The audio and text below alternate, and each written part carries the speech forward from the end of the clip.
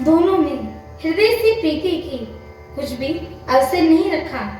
तब लक्ष्मण जी ने श्री रामचंद्र जी का सारा इतिहास कहा। सुग्रीव ने नेत्रों में जल भरकर कहा कि हे नाथ, मिथिलेश कुमारी जानकी जी मिल जाएंगी। मैं एक बार यहाँ मंत्रियों के साथ बैठा हुआ कुछ विचार कर रहा था, तब मैंने पराये शत्रु के वश में पड़ी बहुत विलाप करती हुई सीता जी को आकाश मार्ग से जाते देखा था। हमें देखकर उन्होंने राम राम हाय राम पुकार कर वस्त्र गिरा दिया था।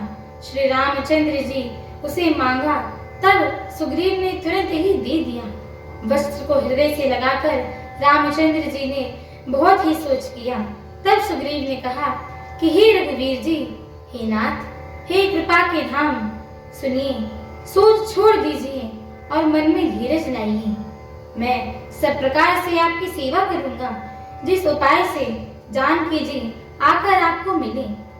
कृपा के समुद्र और बल की सीमा श्री राम जी सखा सुग्रीव के वचन सुनकर हर्षित हुए और बोले कि हे सुग्रीव, मुझे बताओ, तुम वन में किस कारण रहते हो?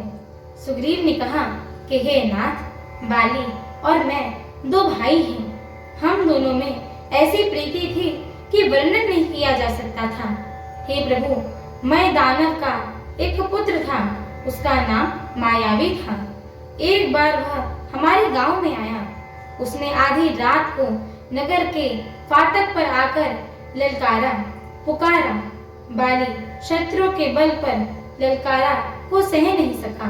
वह दौड़ा और देखकर मायावी भागा। मैं भी भाई के संग के लिए चला गया। वह मायावी एक पर्वत में गुफा में जा घुसा।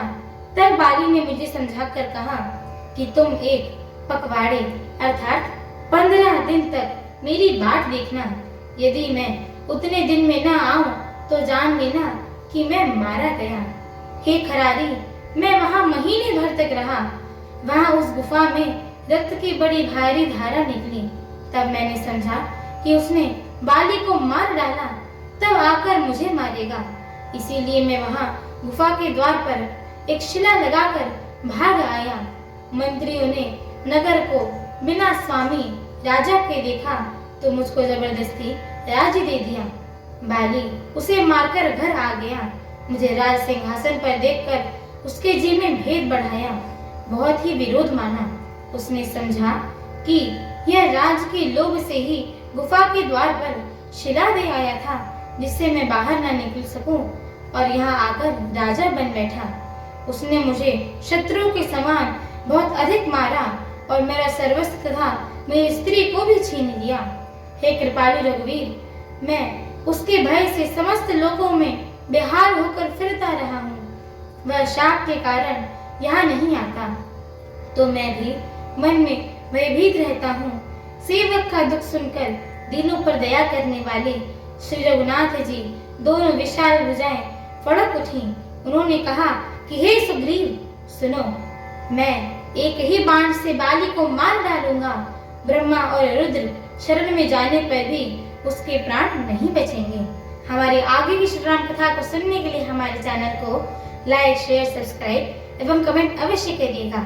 एवं आप सभी हरि भक्तों से हम दोनों बहनों का एक छोटा सा निवेदन है कि कृपया आप सभी हमारे श्री रामचरितमानस जी के इस मंगलमय पाठ को पूरा अवश्य सुना करिए, क्योंकि स्वयं परम पूज्यपाल श्रीमद् गोस्वामी तुलसीदास जी महाराज ने कहा है कि जो भी नर नारी, मनुष्य, जीव जंतु एवं पशु पक्षी प्रभु श्री रामचरितमानस जी के इस मंगलमय पाठ को सुनते हैं, गाते हैं, कहते हैं एवं श्रवण करते हैं, उनके जन्म जन्मांतर के सारे पाप नष्ट हो जाते हैं।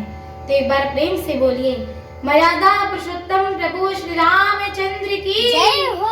जगत जननी माता जानकी की जय हो। लखन लाल की जय हो। अयोध्या धाम की जय हो। तुलसीदास जी महाराज की जय हो। सत्य सनातन धर्म की जय हो। सरयू मैया की जय हो। एक बार प्रेम से बोलिए, बालाजी महाराज की जय हो। पवन सुत हनुमान की जय हो। जय श्री सीताराम। जय सीताराम।